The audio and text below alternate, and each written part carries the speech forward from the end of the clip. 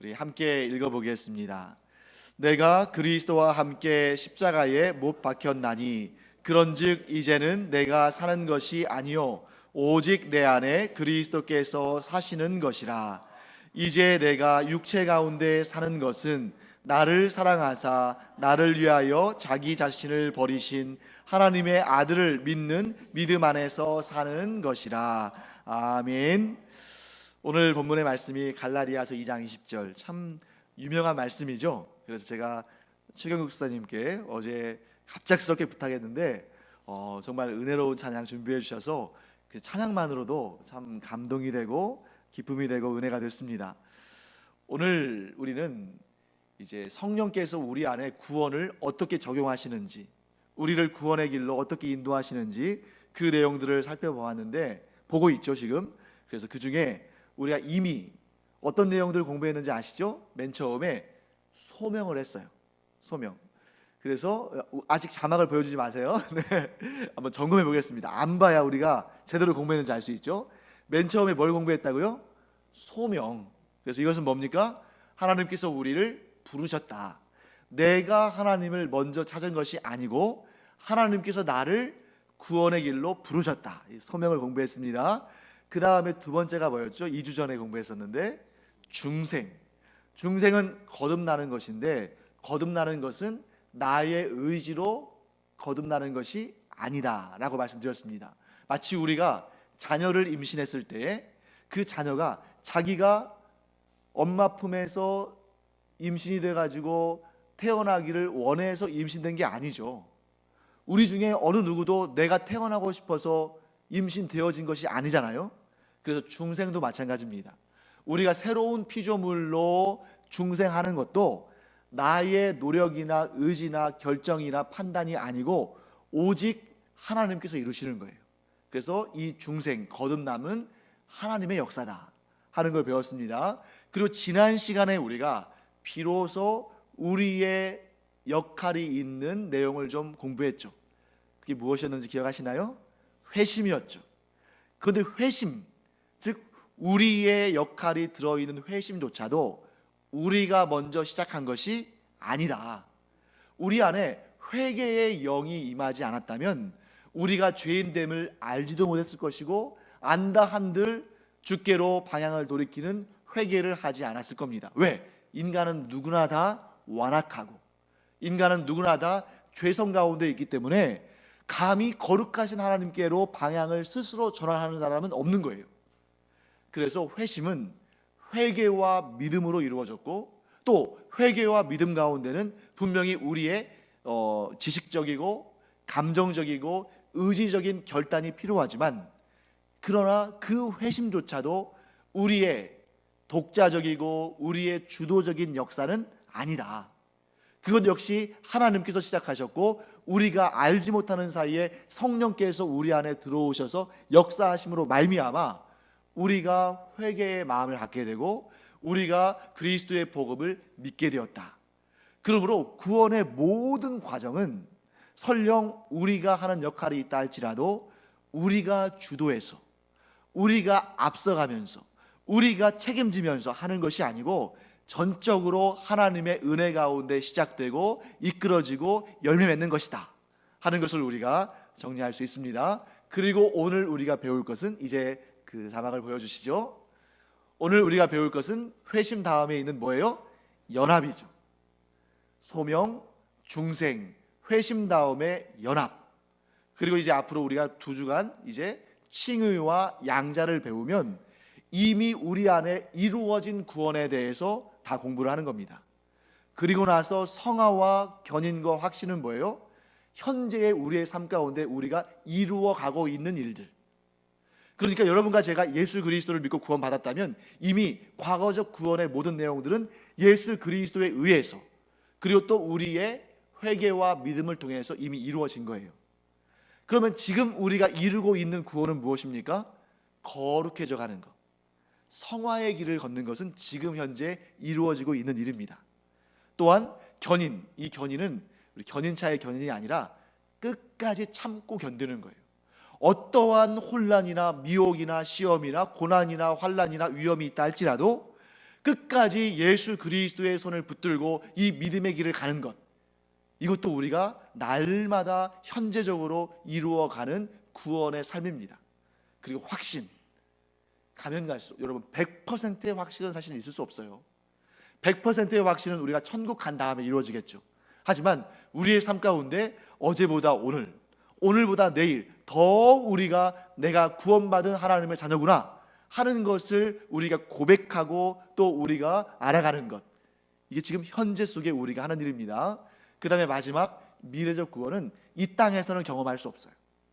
이 땅에서는 우리가 성화, 견인, 확신까지만 경험하는 것이고, 장차 우리가 이 세상에서의 생명이 끝나서 천국에 올라가거나 혹은 우리가 천국에 올라가기 전에 주님께서 재림하시거나 했을 때에, 그때에 우리가 완전한 영화, 이 완전한 영화와 성화의 차이는 뭘까요?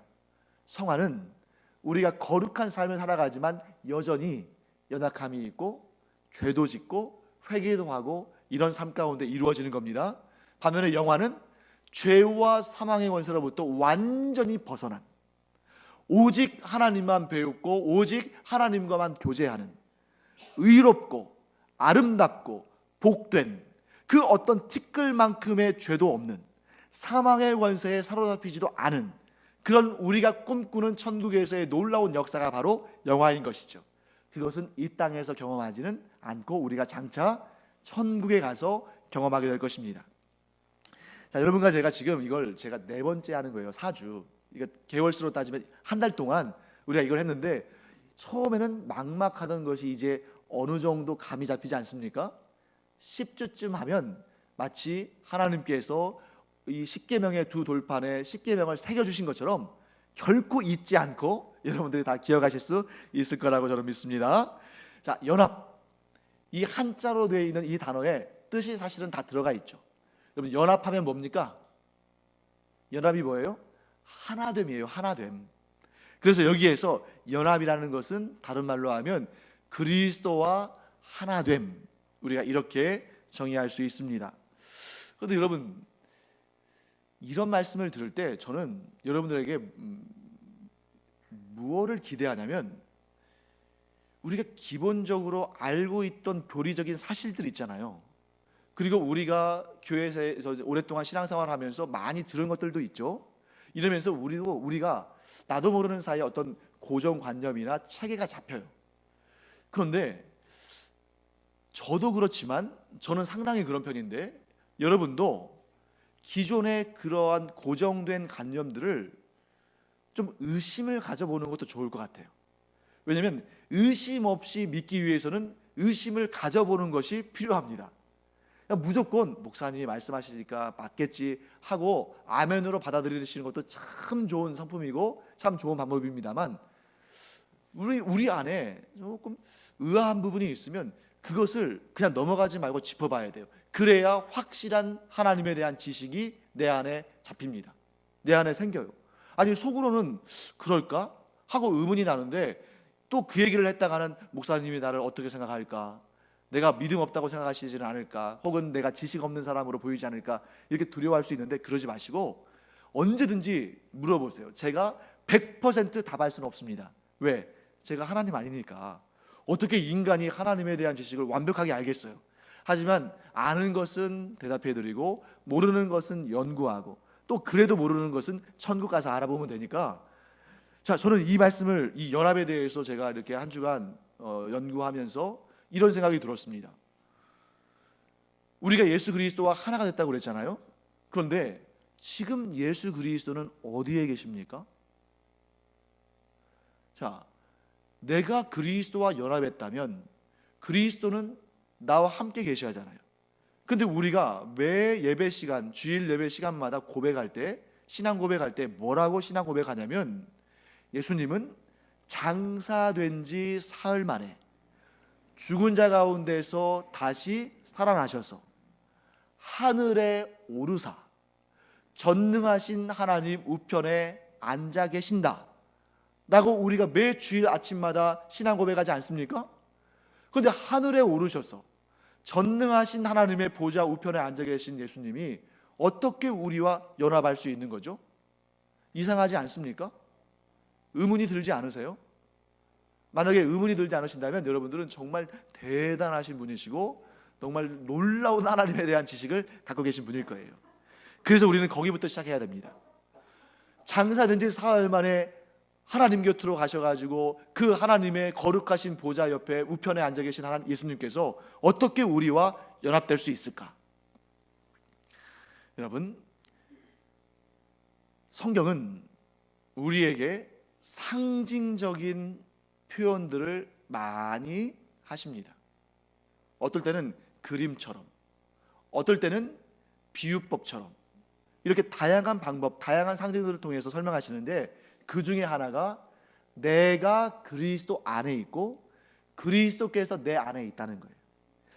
이 상징을 이해하지 못하면 어떤 사람처럼 말하게 되냐면 니고데모처럼 말하게 됩니다. 여러분, 니고데모 아시죠?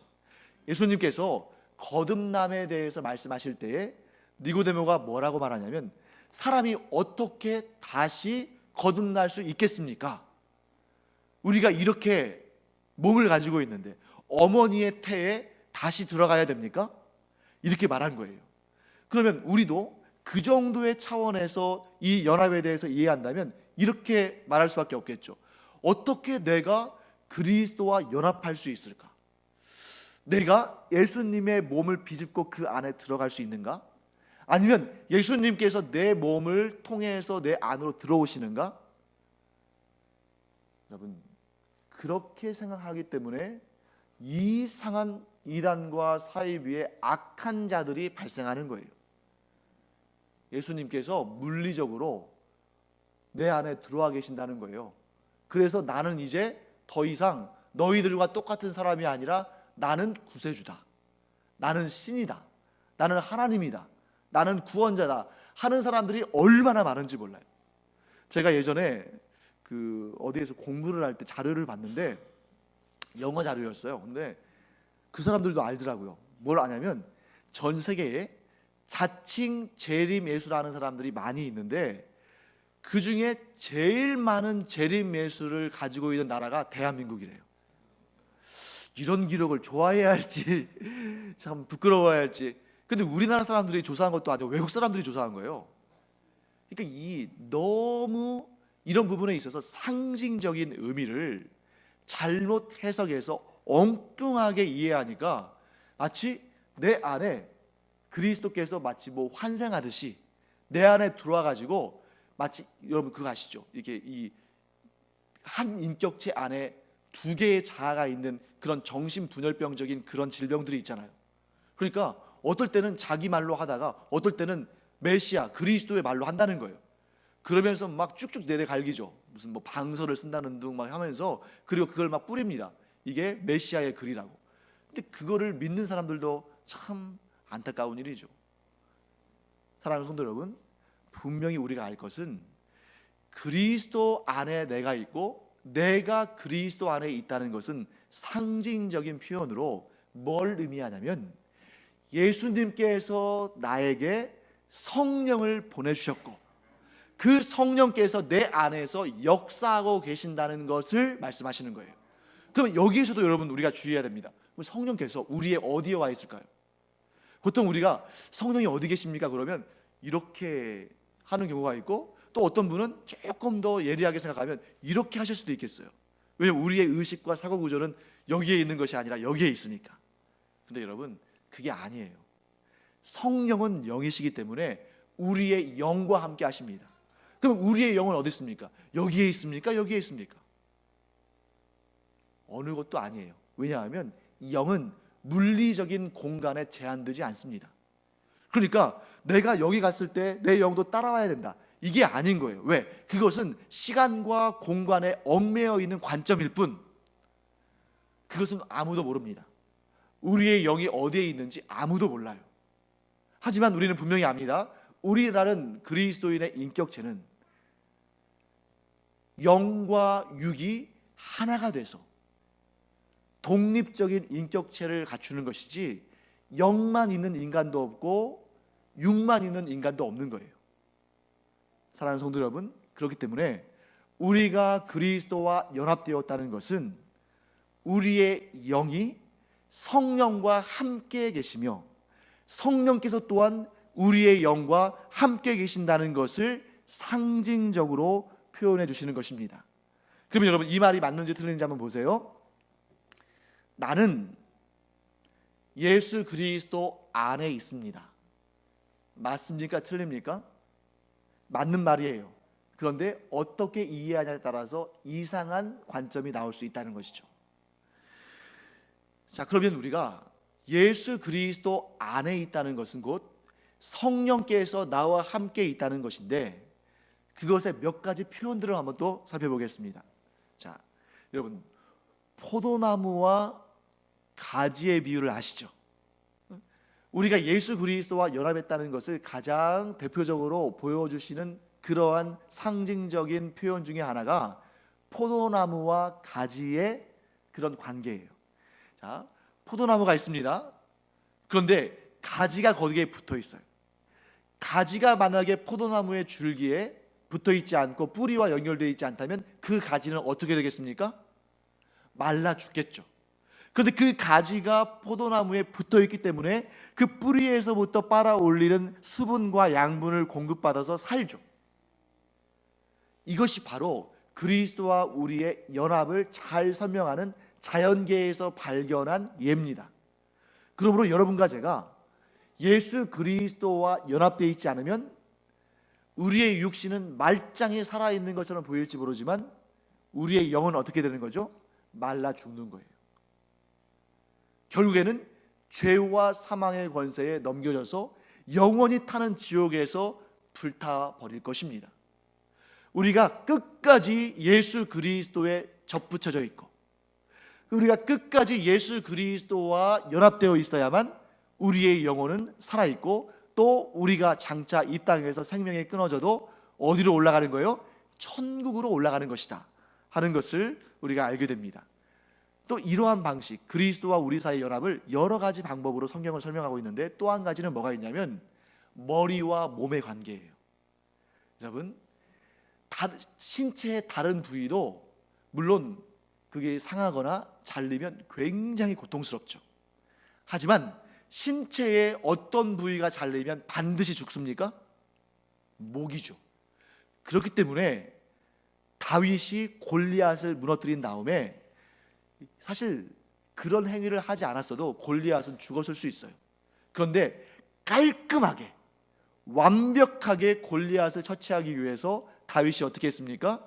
자기는 물맷돌과 막대기밖에 없으니까 골리앗의 칼을 칼집에서 꺼내서 골리앗의 목을 뱄어요. 누가 봐도 골리앗은 죽은 것입니다. 이처럼 머리와 몸은 굉장히 중요한 연결관계가 있는 것이죠. 그럼 누가 머리입니까? 예수 그리스도께서 몸이시고 우리는 예수 그리스도께서 우리의 머리시고 우리는 그 몸의 각 지체들인 거죠.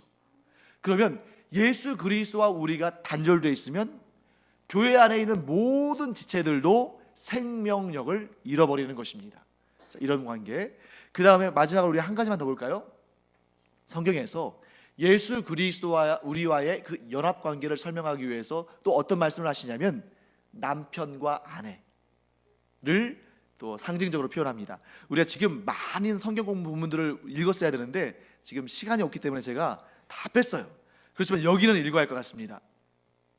에베소서 5장 30절부터 32절까지 말씀입니다. 우리 화면에 자막을 보시죠. 찾으시려면 시간이 걸리니까. 에베소서 5장 30절부터 32절까지 한번 읽어보겠습니다. 우리는 그 몸의 지체임이라.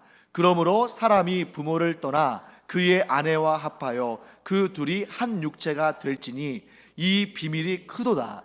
나는 그리스도와 교회에 대하여 말하노라. 아멘. 여러분, 이 본문은 31절만 딱 떼가지고 결혼식 할 때, 주례할 때 많이 인용하는 본문 중에 하나예요.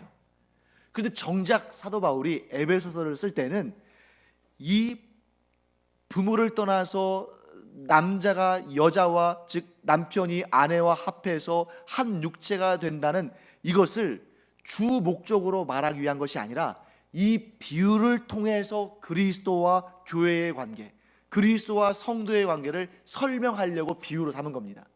그러니까 뭐가 중심이고 뭐가 부수적인지 아시겠죠? 즉 남편과 아내의 관계는 지금 사도 바울이 설명하고자 하는 것의 주된 목적이 아니에요. 이것을 통해서 진정한 것을 설명하려고 하는데, 그 진정한 것이 뭡니까? 그리스도와 교회의 관계예요. 그리스도와 교회의 관계, 즉 그리스도와 성도들의 관계는 뭐냐면 이와 같이 뗄래야 뗄 수 없는 관계, 한 몸을 이룬 관계, 연합하는 관계를 설명하는 것입니다. 그래서 부부는 때에 따라서 어떤 경우에는 이혼하는 경우도 있죠. 하지만 머리이신 그리스도와 몸이신 교회 공동체, 즉 성도들은 그 어떤 경우에도 그 누구도 뗄래야 뗄 수 없다는 것입니다. 완전히 하나라는 것이죠. 그래서 여러분, 여기까지 해서 우리가 그리스도와 우리 사이의 연합의 관계에 대해서 제가 설명을 드렸습니다. 그런데 이 내용을 제가 쭉 살펴보니까 몇 줄을 해도 될 만한 그런 부분인데, 그걸 다 해버리면 여러분들이 너무 지치실 것 같으니까 제가 몇 가지 중요한 부분들만 아주 좀 명확하게 또 집중적으로 설명을 드려야 할 것 같습니다.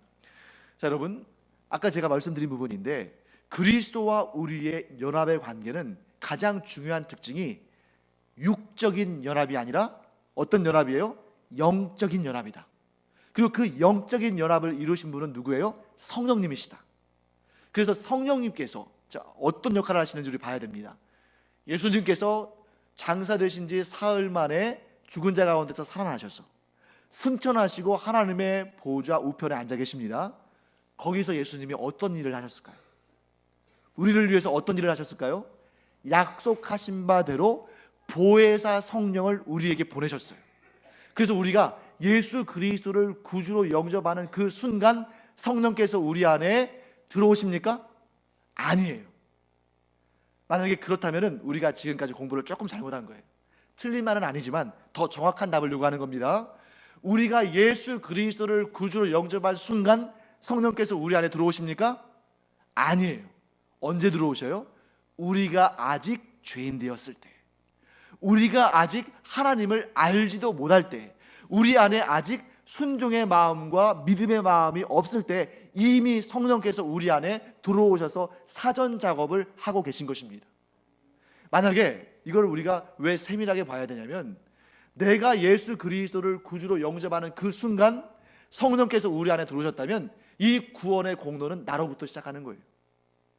이 구원의 주도권이 나에게 있는 겁니다. 그러면 어떤 문제가 있느냐? 나의 연약함으로 인해서 이 구원이 취소될 수도 있고 무너질 수도 있고 또 사라질 수도 있어요. 하지만 우리의 구원의 역사는 전적으로 하나님께서 시작하시고 하나님께서 주도하시고 하나님께서 열매를 맺으시기 때문에 우리가 아무리 연약해도 우리의 연약함으로 인해서 이 구원이 취소되지 않는다는 거예요. 또 그 누구도 나보다 훨씬 더 강한 존재가 있다 할지라도 그가 나의 구원을 빼앗아가지 못합니다. 만일 우리가 구원을 뺏긴다면 그것은 하나님보다 더 강한 존재가 있다는 것인데 그런 존재는 없습니다. 그렇기 때문에 하나님께서 시작하시고 하나님께서 이루시며 하나님께서 열매를 맺으시는 이 구원의 역사에 우리는 온전히 믿음으로 주님과 함께 있는 것, 즉 주님과 연합되어 있는 것 외에는 할 일이 별로 없는 거예요. 그러므로 여러분, 예수님께서 하나님의 보좌 우편에 올라가신 다음에 우리를 위해서 우리를 보호하시고 우리를 인도하시고 우리에게 은혜를 베푸시는 성령님을 보내주셨고, 그 성령님께서 우리가 하나님을 알기도 전에, 믿기도 전에, 의를 행하기도 전에 우리 안에 오셔서 구원의 역사들을 우리도 모르는 사이에 이루어가고 계셨던 것이죠. 근데 우리는 언제쯤 눈치챕니까? 소명 때 몰라요. 중생 때도 모릅니다. 회심할 때쯤 돼서 약간 느끼면서 그때부터 우리의 역사가 시작되는 거예요. 그런데 이미 그때는 성령께서 구원의 역사를 상당히 진행하신 상태죠. 그러나 여러분, 중요한 사실은 이게 시간적으로 길게 가는 것이 아니라 어떤 때는 순간적인 역사이기 때문에 이걸 우리가 시간적으로 파악할 수는 없어요. 자, 그래서 우리가 그리스도와 연합하는 것은 영적인 연합이다 하는 것을 우리가 정리해야 됩니다. 자, 그 다음에 두 번째, 유기적인 연합이라는 거예요. 유기적. 여러분, 유기적이라는 게 뭡니까? 유기적이라는 말은 아주 끈끈하게 붙어 있다는 거예요. 아주 이렇게 세밀하고 아주 정교하게 붙어 있는 겁니다. 그래서 우리 몸이 유기체잖아요. 우리 몸은 유기체입니다. 그래서 세포 따로, 혈관 따로, 근육 따로, 또 뼈 따로 이렇게 그냥 흩어져 있는 게 아니라 이 모든 것들이 결합되고 붙어 있고 하나가 돼야 인간의 몸을 이루죠. 마찬가지입니다. 예수님께서 우리와 연합하실 때에는 유기적으로 연합하셔요. 그래서 어떤 일이 발생하냐면, 우리가 예를 들어서 실족하고 믿음에 문제가 생기잖아요. 그러면 예수님께서 이렇게 하늘에서 바라보시면서, 야, 왜 이렇게 못났냐, 그거밖에 안 되냐, 이렇게 하지 않으신다는 거예요. 우리 안에 영적인 문제가 생겨서 우리가 영적으로 신음하고 고통당하면 예수님도 마음 아파하시는 거예요. 또한 우리가 믿음의 승리를 거두고 기쁜 마음으로 주의 일을 감당하고 또 영적으로 충만하고 그러면 주님도 기뻐하시는 거예요. 왜? 우리와 예수 그리스도 사이의 연합은 유기적인 연합이고 하나로 연결되어 있고, 그래서 우리의 기쁨은 주님의 기쁨이고 우리의 슬픔은 주님의 슬픔인 것입니다. 그래서 이런 유기적인 연합 꼭 기억해야 되고요. 그 다음 우리가 살펴볼 것은 이 연합의 특징. 첫 번째, 영적인 연합이었죠. 두 번째, 유기적인 연합이었습니다. 그 다음에 세 번째는 전적으로 개인적인 연합이라는 거예요. 개인적인 연합. 여러분, 우리가 아무리 신앙심 좋은 사람하고 같이 살아도 그게 내 신앙이 아니라는 겁니다. 신앙은, 구원은, 연합은 전적으로 하나님과 우리 사이에, 예수님과 우리 사이에 개인적인 연합이고 개인적인 일입니다. 여기서 제가 이 로마 가톨릭과 우리 개신교를 조금 분리해서 비교해 보도록 하겠습니다. 제가 로마 가톨릭을 막 정죄하고 그걸 막 못됐다, 나쁘다 이렇게 말하기 위한 것이 아니라 어떤 차이가 있는지를 우리가 알아야 되기 때문에 말씀드리는 겁니다. 로마 가톨릭은 우리 개신교에 비해서 훨씬 더, 우리가 아니라는 것은 아니고, 그런데 우리보다 훨씬 더 교회 중심적이에요. 그래서 로마 가톨릭을 우리가 영어로 뭐라고 합니까? 캐톨릭이라고 하잖아요. 캐톨릭. 근데 그 캐톨릭이라는 것이 라틴어에서 어떤 말에서 나온 말이냐면, 이것이 이 하나의 교회, 중심되는 교회, 공교회, 대표되는 교회, 보편교회, 이런 뜻을 의미해요. 그래서 그들이 여러분, 교회는 좋은 말이잖아요. 근데 거기에 어떤 의미를 담고 있냐면, 교회 안에 들어와 있으면 이 교회가 마치 뭐와 같냐면 도피성과 같은 거예요. 그래서 교회 안에 들어와 있으면 이 노아의 방주와 같고 도피성과 같은 이 교회 안에 들어와 있으면 구원받은 것이다, 이렇게 주장하는 거예요. 교회 중심주의예요. 그러면 어떤 문제가 생기냐면, 여러분, 필리핀 또 유럽에 있는 많은 교회들, 카톨릭 국가들 많이 있잖아요. 인구 센서스에서 종교 조사하잖아요. 그러면 필리핀 같은 경우는 96%, 97% 천주교라고, 카톨릭이라고 종교란에 써요. 근데 정작 성당에 가면 사람들이 그렇게 없어요. 그러니까 이 사람들이 교회에 적을 두고 있으면 구원받는다고 생각하고 교회 이름을 올려요. 그리고 나중에 자기의 종교가 뭐냐 그러면 카톨릭, 천주교라고 써요. 그런데 보통 부활절, 성탄절 이런 때 가가지고 이제 미사하고 성찬식하고 이 정도만 하면 자기가 할 바의 의무를 다했다고 생각합니다. 그러면서도 자기는 구원받았다고 생각해요. 왜? 교회에 적을 두고 있으니까. 사랑하는 성도 여러분, 그런데 죄송합니다만 우리 신제주 가염교회에 등록해서 우리 신제주 가염교회 교적에 등록되어 있다 할지라도 혹 누군가가 예수 그리스도를 개인적으로, 인격적으로 구주로 영접하지 않았다면 그분은 구원받은 사람 아니에요.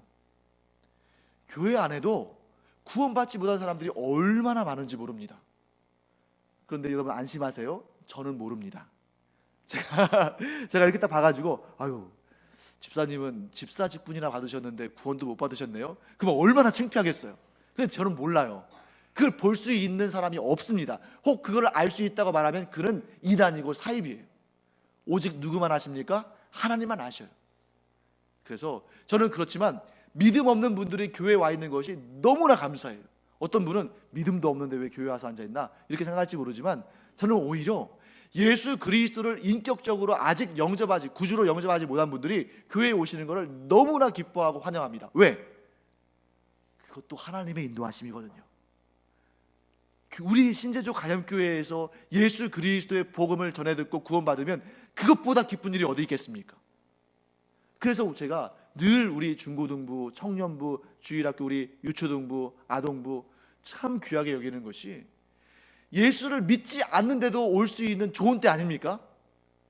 이제 좀 어른이 되면 좀 이렇게 목이 뻣뻣해지고, 그래서 예수를 안 믿으면 나 거기 안 가 그러는데, 우리 교회학교 어린이들은 그냥 친구 따라서 오기도 하잖아요.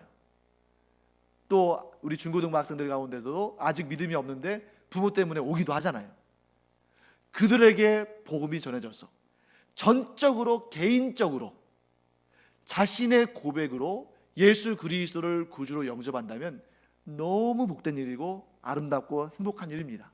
그래서 그리스도와 우리 사이의 연합은 내 남편이, 내 아내가, 내 부모가, 내 자녀가, 우리 신제주 가염교회가 아무리 신앙생활 잘하고 아무리 그리스도와 끈끈하게 강하게 연합되어 있다 할지라도 내가 그리스도와 연합되어 있지 않으면 구원은 없는 거예요. 전적으로 개인적인 연합인 것입니다. 자, 우리 마지막 한 가지를 더 보겠습니다. 그것은 뭐냐면 영원한 연합이에요. 여러분, 사람은 이랬다 저랬다 하잖아요. 그래서 여러분, 웬만하면 제가 정치 얘기 안 합니다만 정치인들 보세요. 이번에는 이쪽에 붙어가지고 이렇게 서로 막 최고다 칭찬하면서 막 이러다가 어느 때쯤 되면 또 서로 욕하면서 갈라지고, 또 우리 당이 최고다 그래놓고서 나중엔 또 당이 또 갈라지기도 하고 해체되기도 하고 또 당적을 바꾸기도 하고. 여러분, 그런데 그것은 정치인들로서는 당연한 거예요. 왜? 자신의 목적을 따라 붙었다 떨어졌다 합쳤다가 나눴다 당연한 겁니다. 경제도 마찬가지죠. 자기들에게 경제적인 이익이 있으면 M&A를 해가지고 몸집을 불렸다가, 그랬다가 또 좀 위기가 닥치면 구조조정하면서 또 갈라졌다가 당연한 겁니다. 하지만 그리스도와 우리 사이의 연합은 영원한 연합이기 때문에 그 누구도 우리를 그리스도로부터 떼어낼 수가 없는 거예요. 즉 이것에 있어서 우리가 하나님을 선택했다면 우리의 손에 힘이 약해질 때 이걸 놔버릴 수도 있지만, 그러나 우리가 하나님의 손을 잡는 것이 아니라, 우리가 그리스도의 손을 잡는 것이 아니라 그리스도께서 내 손을 잡으시고 하나님께서 내 손을 잡으시고 성령께서 내 손을 잡으시기 때문에 우리의 손에 힘이 빠졌다고 해서 이 언약과 이 연합이 깨어지는 것이 아닙니다. 영원한 연합인 거예요. 물론 어떤 경우에는 깨진 것처럼 보일 때가 있어요. 그런데 그것은 겉으로는 예수 그리스도를 구주로 영접한 것처럼 보였을지는 모르지만 사실은 진정한 신앙의 고백이나 진정한 연합이 없었던 거겠죠. 사랑하는 성도 여러분, 사탄이 아무리 교활하고 아무리 강력해도 결코 하나님을 이길 수 없습니다. 사탄이 아무리 교활한 꾀를 내서 우리를 미혹하고 우리를 하나님으로부터 떼어내려고 발악한다 할지라도 사탄은 결코 그 계획을 성공할 수 없어요. 왜? 사탄의 머리끝에 하나님이 계시니까. 사탄조차도 하나님의 다스리심 아래에 있으니까. 그러므로 여러분과 제가 예수 그리스도 안에 거하고 예수님께서 우리 안에 거하는 이런 영적인 연합이 있다면 우리가 얻은 구원은 그 누구도 빼앗을 수 없다. 이 믿음을 가지고 그리스도와 끝까지, 아니 영원토록 연합하는 여러분과 제가 되기를 간절히 축원합니다.